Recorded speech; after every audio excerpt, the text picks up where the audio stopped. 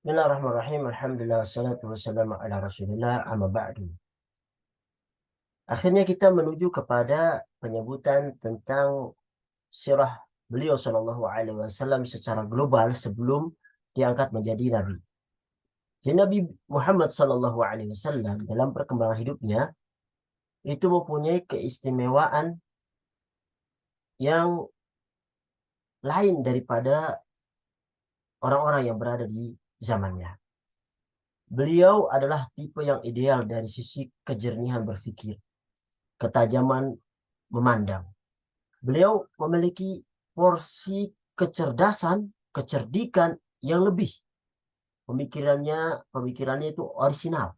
Ya. Ketepatan sarana dan tujuan kepada apa yang diinginkan itu sangat tepat. Ya. Beliau Shallallahu Alaihi Wasallam jika diamnya panjang digunakan untuk merenung dan memusatkan pikiran serta memantapkan kebenaran. Dengan akalnya itu tumbuh fitrah yang suci.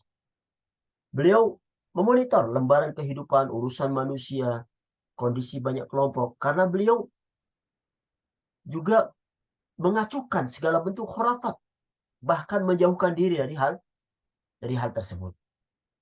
Beliau berinteraksi Shallallahu Alaihi Wasallam dengan manusia secara basirah, secara penuh dengan pertimbangan terhadap urusan-urusan mereka.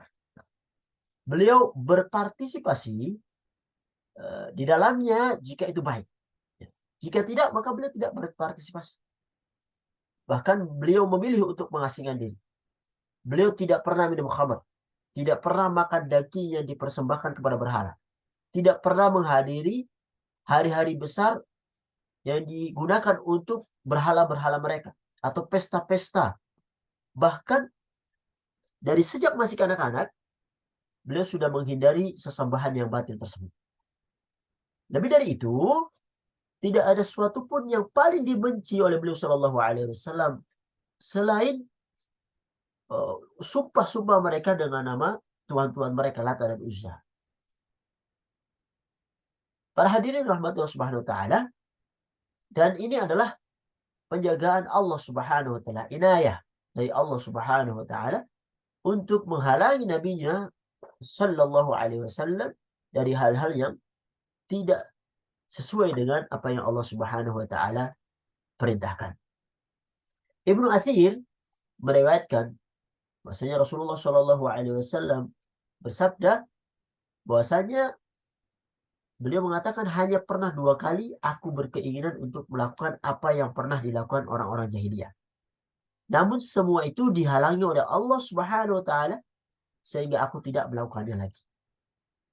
Ya. Kemudian aku tidak berkeinginan untuk melakukannya lagi karena dihalangi oleh Allah Subhanahu wa taala. Sampai Allah Subhanahu wa taala memulihkanku dengan risalahnya. Diceritakan bahwasanya suatu malam aku berkata kepada seorang anak yang mengembalakan kambing bersamaku di puncak Mekah, sudahkah kiranya kamu mengawasi kambingku sementara aku akan memasuki Mekah dan begadang ria seperti yang dilakukan oleh para pemuda tersebut. Dia menjawab, oke, baiklah. Lantas beliau Shallallahu Alaihi Wasallam pergi keluar menuju Mekah hingga saat berada di sisi rumah pertama dari rumah penduduk Mekah, beliau mendengar suara alun musik atau tabuhan rebana. Lalu aku bertanya, Rasulullah, apa gerangan ini? Mereka menjawab, resepsi pernikahan si Fulan dengan si Fulan, dengan si Fulana. Kemudian aku duduk untuk mendengarkan, namun Allah Subhanahu wa taala melarangku untuk mendengarkannya dan membuatku tertidur. Dan tidurku amat lelap sehingga hampir tidak terjaga kecuali setelah terik panas matahari yang menyadariku. Akhirnya aku kembali kepada temanku tadi dan langsung bertanya kepadaku tentang apa yang aku alami, dan aku pun memberitahukannya bahwasanya aku tuh tertidur, tidak sempat mendengar apa yang terjadi di kalangan orang-orang Quraisy. Kemudian yang untuk kedua kalinya, aku berkata juga pada suatu malam yang lain kepada temanku seperti yang pertama. Beliau memasuki Mekah, namun beliau menghalangi apa yang terjadi pada malam sebelumnya.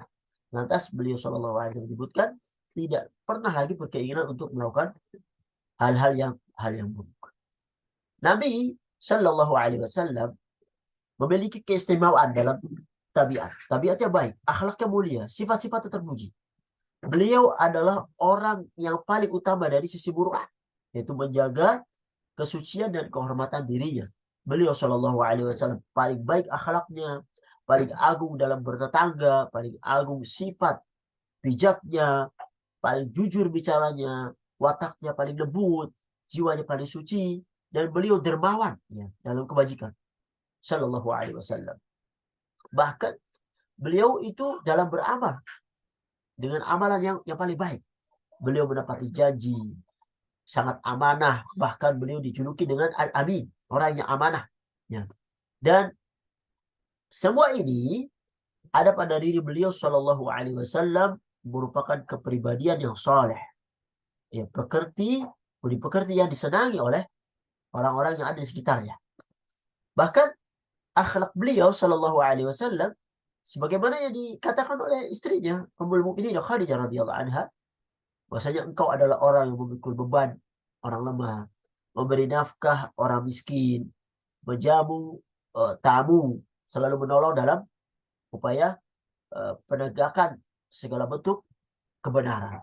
Itulah secara umum akhlak beliau Shallallahu Alaihi Wasallam yang telah mencapai puncak kemuliaan, dan beliau pantas untuk menjadi orang yang dipilih untuk mengemban agama yang dipikulkan kepada beliau, agama Islam ini, oleh Allah Subhanahu wa taala. Dan Allah Subhanahu wa taala sendiri yang menjaga nabinya untuk mengemban agama yang mulia ini dan menyampaikan kepada umatnya. Inilah secara global kehidupan beliau Shallallahu Alaihi Wasallam sebelum diangkat menjadi kenabian. Hadza wa sallallahu ala Muhammad wa ala alihi wa sahbihi ajma'in.